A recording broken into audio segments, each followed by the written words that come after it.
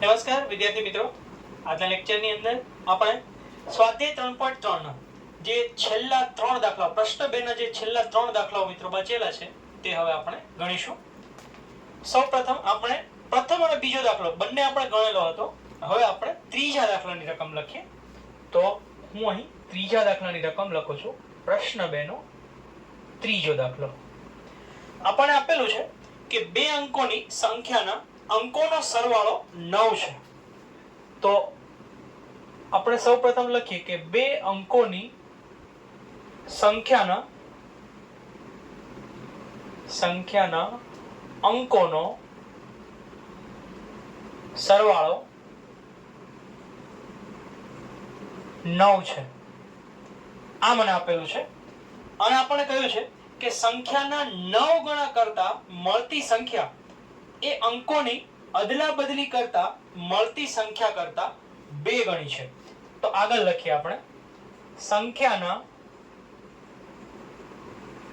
9 ગણા કરતા મળતી સંખ્યા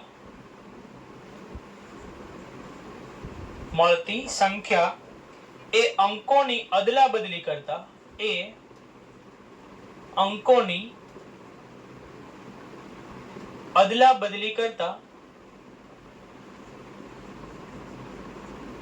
મળતી સંખ્યા કરતા 2 ગણી છે. આ પણ આપણને આપેલું છે. તો આપણે સંખ્યા શોધવાની છે. સંખ્યા શું છે તે મિત્રો આપણને ખબર નથી, તો આપણે તે સંખ્યા શોધવાની કોશિશ કરીએ. તો હવે આપણને જેટલી પણ વિગત આપેલી છે તેને સૌપ્રથમ તો આપણે સમીકરણના સ્વરૂપમાં લખીએ. તો સૌપ્રથમ મને કહેલું છે કે પ્રથમ સ્ટેપ હું લખું, બે અંકોની સંખ્યાના અંકોનો સરવાળો મને 9 આપેલો છે. તો સૌપ્રથમ હું ધારી લઉં કે ધારો કે એકમનો અંક x અને દશકનો અંક y છે. આ બંને વસ્તુ આપણે ધારી લઈએ છીએ કે એકમનો અને દશકનો અંક અનુક્રમે x અને y છે. અને મને કહ્યું છે કે આ જે બંને અંકો છે તેનો સરવાળો 9 છે. તો મને કહ્યું છે કે બંને અંકોનો સરવાળો 9 છે.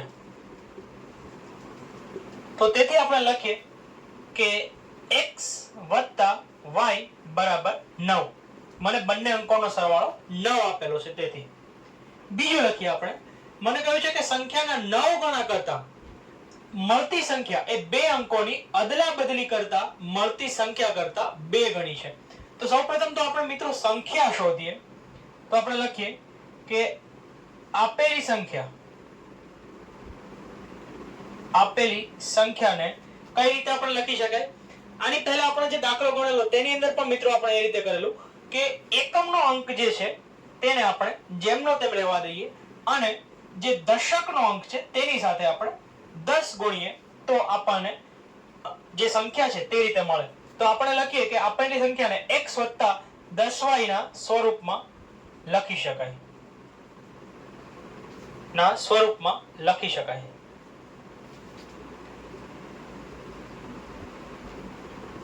હવે મને આપેલું છે કે સંખ્યાના 9 ગણા કરતા, તો આ સંખ્યાને આપણે સૌપ્રથમ 9 ગણા કરીએ. આપણે લખીએ કે સંખ્યાના 9 ગણા કરતા મળતી સંખ્યા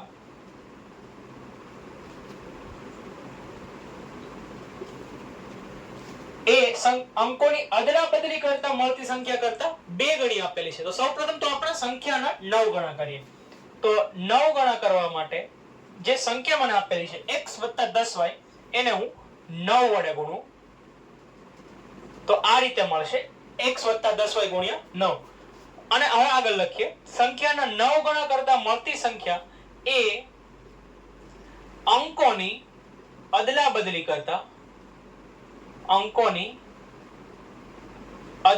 કરતા જો આપણે અંકોની અદલા બદલી કરીએ તો જ્યાં x છે ત્યાં y અને જ્યાં y છે ત્યાં મિત્રો x આવી જશે.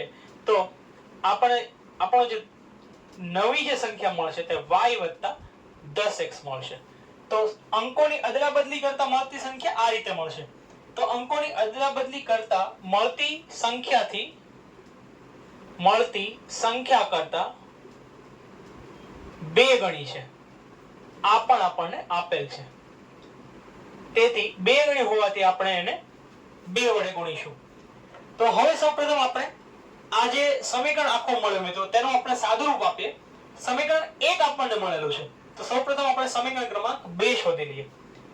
તો 9 જે છે તેને x સાથે ગુણીને આપણે 9x મળશે. 9 10 ની સાથે ગુણાઈને 90 મળશે, 90y મળશે. 2y સાથે ગુણાઈને 2y મળશે વત્તા 2 10 સાથે ગુણાઈને 20x મળશે. તેથી 90y ને આપણે સૂત્રનો કરતા બનાવીએ અને 2y જે છે તેને બરાબરની સામેની બાજુ લઈ આવીએ તો ધનમાંથી ઋણ બની જશે અને અહીં 20x ને એમ જ રહેવા દઈએ અને જે 9x છે મિત્રો તેને બરાબરની સામેની બાજુ લઈ જઈએ તો 20x ઓછા 9x આ રીતે મને મળશે. 90 માંથી 2 જાય તો 88y મળશે બરાબર 20x માંથી 9x જાય તો મને 11x મળશે. જો 11x ને સૂત્રનો કરતા બનાવો અને 88y ને બરાબરની સામેની બાજુ લઈ જાઓ તો મને આ રીતે મળશે 11x ઓછા 88y બરાબર 0. આ મને બીજું સમીકરણ મળે છે. કેમ કે આપણે લોપની રીતે મિત્રો ઉકેલ શોધવાનો છે તો આપણે પ્રથમ સમીકરણને આપણે 11 વડે ગુણી શકીએ અથવા તો 88 વડે ગુણી શકીએ. તો સૌપ્રથમ આપણે પ્રથમ સમીકરણને 11 વડે ગુણવું વધારે સહેલું પડશે. તો આપણે સમીકરણ 1 ને 11 વડે ગુણીએ. 11 વડે ગુણી તેને આપણે સમીકરણ 2 સાથે સરખાવતા એટલે કે આપણે એનો સરવાળો બાદબાકી કરીશું તો x ને આપણે 11 વડે ગુણીએ તો 11x મળશે. y ને 11 વડે ગુણતા 11y મળશે બરાબર 9 ને 11 વડે ગુણતા 99 મળશે.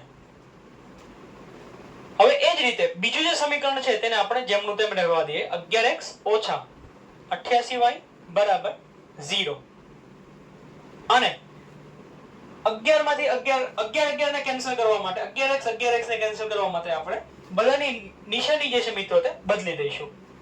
તો ઓછા જે હતા તે વત્તા થઈ ગયા, વત્તા હતા તે ઓછા થઈ ગયા. 11x કેન્સલ થઈ જશે વત્તા 88y વત્તા 11y. 11 ને 88 એટલે 99. તેથી 99y બરાબર 99 માંથી 0 જાય તો 99. તેથી 99y બરાબર 99 આવું આપણને મળશે. તેથી y ને જો સૂત્રનો કરતા બનાવું તો 99 ના છેદમાં 99 એટલે કે મિત્રો y બરાબર મને 1 મળશે. એટલે આ જે સંખ્યા મને આપેલી છે તેનો દશકનો અંક મને 1 મળે છે. હવે આપણે એકમનો અંક શોધવાનો રહ્યો તો સમીકરણ 1 ની અંદર x y બરાબર 9 ની અંદર જો આપણે આ y ની કિંમત મૂકીએ, y બરાબર 1 મૂકીએ તો આપણને x ની કિંમત મળશે. તો હવે આપણે એ લખીએ. આપણે ત્રીજું સ્ટેપ જે છે તે અહીં લખીએ. ત્રીજું સ્ટેપ આપણે લખીએ y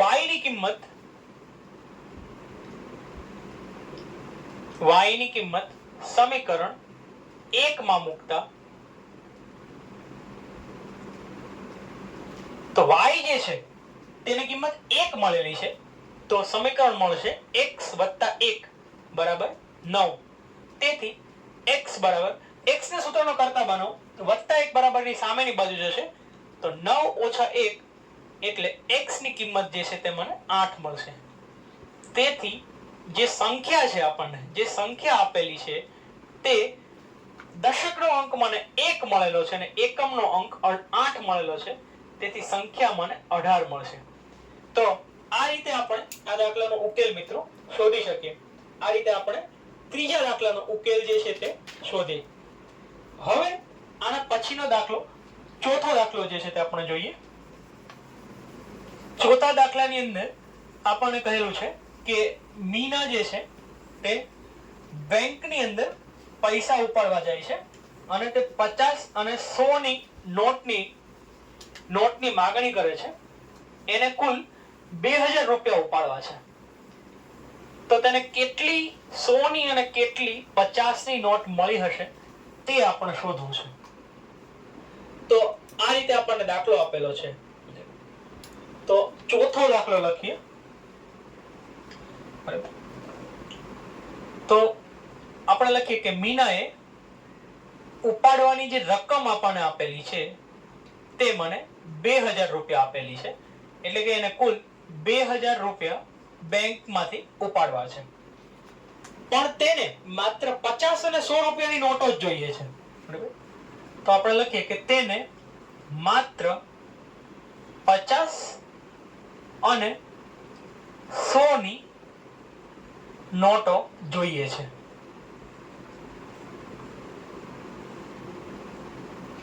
પછી આપણે લખીએ એને મીનાને કુલ 25 નોટ મળે છે. બરાબર? તો આપણે લખીએ કે મીનાને મળેલી કુલ નોટ એ 25 છે. એટલે કે એને 50 અને 100 ની બધી જ થઈને કુલ 25 નોટ મળે છે. તો કેટલી નોટ એને 50 ની અને 100 ની કેટલી નોટ મેળવી હશે તે આપણે શોધવું છે. 50 રૂપિયાની અને 100 રૂપિયાની કેટલી નોટ તે આપણે શોધવું છે.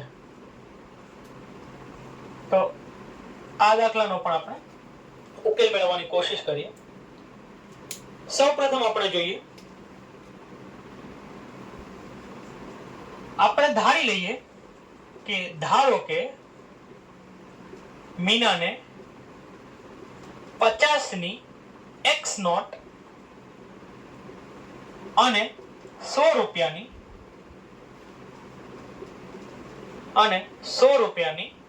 Y નોટ મળે છે. એટલે કે આટલી સંખ્યામાં એને નોટ મળેલી છે એવું આપણે ધારી લઈએ છીએ.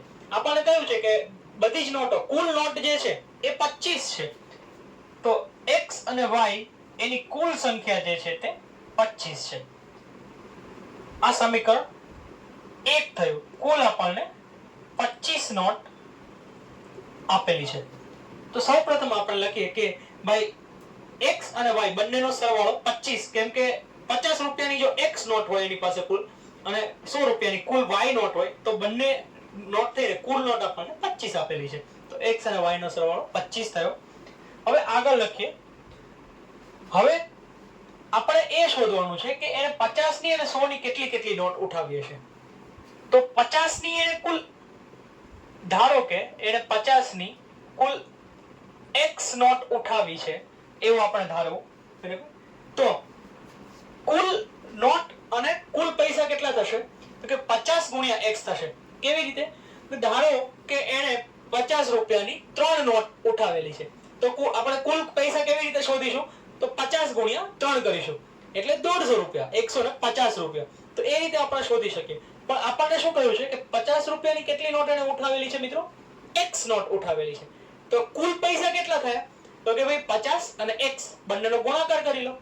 50 જે છે તે નોટની જે કિંમત છે તે છે અને X એ નોટની સંખ્યા છે.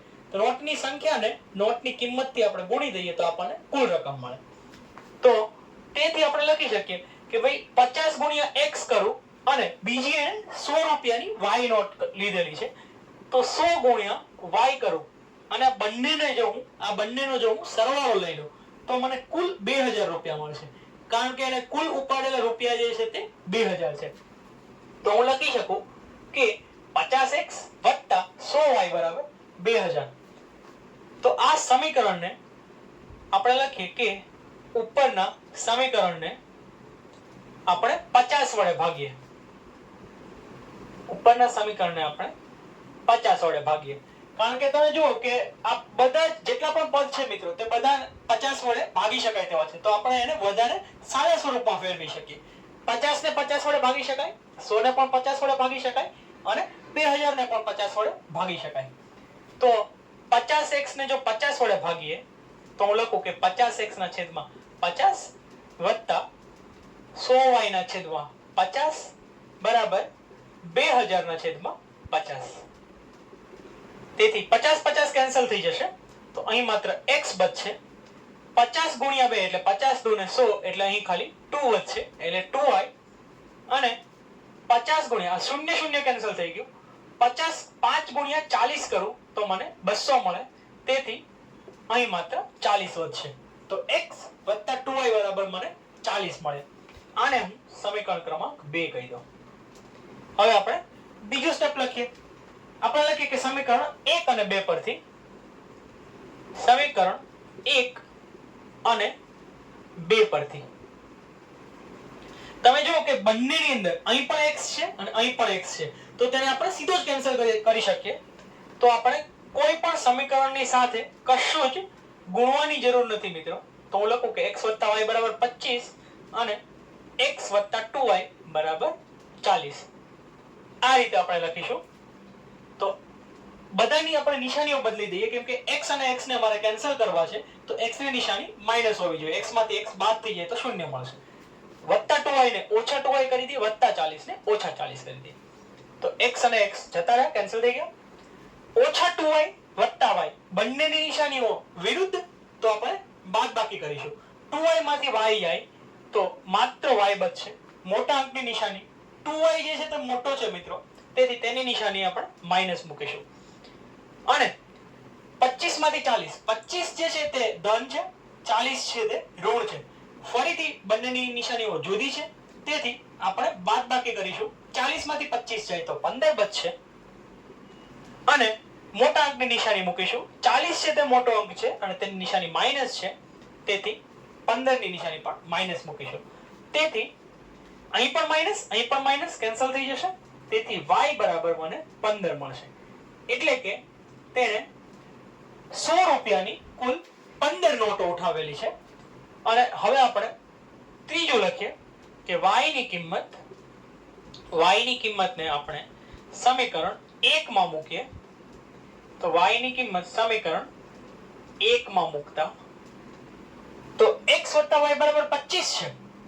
તો x + y ની કિંમત 15 હું મૂકું છું બરાબર 25 છે. તેથી x ને સૂત્રનો કરતા બનાવું તો +15 છે મિત્રો તે બરાબરની સામેની બાજુ જઈને ઓછા થઈ જશે. તો 25 - 15 તેથી x બરાબર 25 માંથી 15 જાય તો મને 10 મળશે.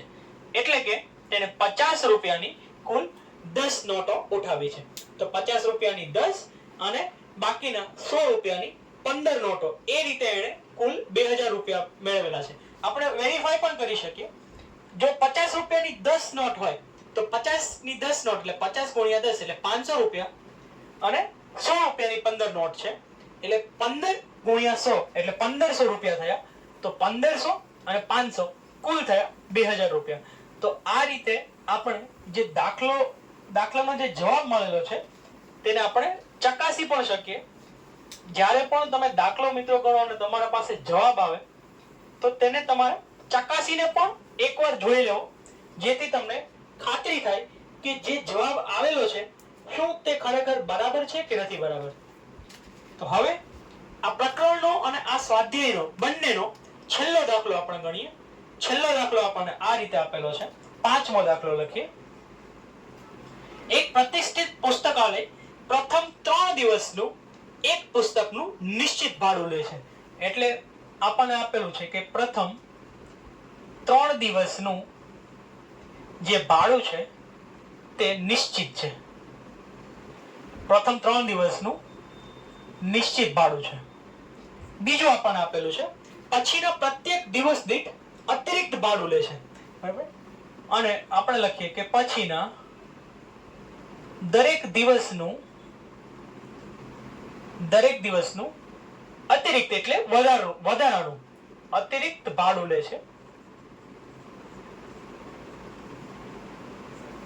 આગળ લખીએ સરિતા 7 દિવસ પુસ્તક રાખવાના 27 રૂપિયા ચૂકવે છે. તો આપણે લખીએ સરિતા 7 દિવસના 27 રૂપિયા ચૂકવે છે. અને આગળ આપણને આપેલું છે સુશી 5 દિવસ પુસ્તક રાખવાના 21 રૂપિયા ચૂકવે છે. આપણે લખીએ કે સુશી 5 દિવસના 21 રૂપિયા ચૂકવે છે. તો આટલી માહિતી આપણને આપેલી છે અને આપણે નિશ્ચિત ભાડું અને દરેક દિવસનું વધારાનું ભાડું આ બંને આપણે શોધવાના છે. આપણને કહ્યું છે કે નિશ્ચિત ભાડું કેટલું છે તે શોધવાનું છે અને વધારાનું ભાડું કેટલું છે તે આપણે શોધવાનું છે. તો આ બંને વસ્તુ આપણને શોધવાની કહેલ છે. તો જે માહિતી આપણને આપેલી છે તેના પરથી ફરીથી આપણે મિત્રો જે સમીકરણો છે તે બનાવી અને પછી આગળ લખીએ. સૌપ્રથમ સમીકરણ આપણે બનાવીએ. પહેલું સ્ટેપ લખીએ. આપણે નિશ્ચિત ભાડું અને વધારાનું ભાડું શોધવું છે. જે શોધવાનું છે તેના બરાબર આપણે હંમેશા ધારવાનું છે. તો આપણે ધારીએ કે ધારો કે નિશ્ચિત ભાડું x રૂપિયા અને દિવસ દીઠ વધારાનું જે ભાડું છે તે y રૂપિયા છે. આવું આપણે સૌપ્રથમ ધારી લઈએ છીએ. હવે સરિતા જે છે તે 7 દિવસના 27 રૂપિયા ચૂકવે છે. એટલે કે 3 દિવસના એને જે નિશ્ચિત ભાડું ચૂકવવાનું છે x રૂપિયા એ તો એને ચૂકવેલું છે. x રૂપિયા એ ચૂકવે છે. હવે એને વધારાના કેટલા દિવસ રાખ્યા? 7 દિવસ છે મિત્રો. તો 3 દિવસનું નિશ્ચિત ભાડું, તો એ વધારાના કુલ 4 દિવસ એને પુસ્તક વધારે રાખ્યા. તો દિવસ દીઠ એને કેટલા રૂપિયા આપવા પડે? તો કે એક દિવસના y રૂપિયા, તો 4 દિવસના 4y રૂપિયા એને આપવા પડશે. તો x + 4y એને કુલ કેટલા પૈસા આપેલા છે? તો 27 રૂપિયા આપેલા છે. આ આપણું પ્રથમ સમીકરણ થયું. એ જ રીતે આપણે લખીએ કે સરિતા 7 દિવસના 27 રૂપિયા આપે છે. તેની પછી બીજું મને કહેલું છે કે સુશી 5 દિવસના 21 રૂપિયા ચૂકવે છે. આ પણ મને આપેલું છે. એટલે કે 3 દિવસનું એને x રૂપિયા જે ભાડું હતું તે એને ચૂકવેલું છે, વત્તા વધારાના કુલ 2 દિવસ એને પુસ્તક રાખેલું છે. 5 દિવસ છે એટલે વધારાના 2 દિવસ એને પુસ્તક રાખ્યું અને એ બંને દિવસના એક દિવસના y રૂપિયા લેકે 2 દિવસના 2y રૂપિયા એને ચૂકવ્યા. તો કુલ એને 21 રૂપિયા ચૂકવેલા છે. તો આ જે છે મિત્રો તે આપણું બીજું સમીકરણ થયું. હવે આપણે આ બંને સમીકરણ પરથી લખીએ. આપણે લખીએ સમીકરણ 1 અને 2 પરથી. આ બંને સમીકરણનો હવે આપણે ઉપયોગ કરીને લખીએ. પહેલું છે x + 4y = 27 અને બીજું છે x + 2y = 21. x અને x ને કેન્સલ કરવા માટે આપણે નિશાનીઓ બદલાવી દઈએ. x ની નિશાની માઈનસ, 2y ની પણ માઈનસ, 21 ની પણ માઈનસ. તો x અને x કેન્સલ થઈ ગયા, શૂન્ય આવશે. 4y માંથી 2y જાય. 2y જે છે તેની નિશાની મિત્રો માઈનસ ગણવાની છે. તો 4y માંથી 2y જાય તો મને 2y મળશે અને 27 માંથી 21 જાય તો મને 6 મળશે. તેથી 2y = 6. જો y ને સૂત્રનો કરતા બનાવું તો 6/2 મળશે. તેથી y બરાબર મને 3 રૂપિયા મળશે. y જે છે તે વધારાનું ભાડું છે. તેથી દરેક દિવસનું વધારાનું ભાડું જે છે તે 3 રૂપિયા છે તેવું આપણે કહી શકીએ. ત્રીજું લખીએ આપણે y ની કિંમત સમીકરણ 1 માં મૂકતા y ની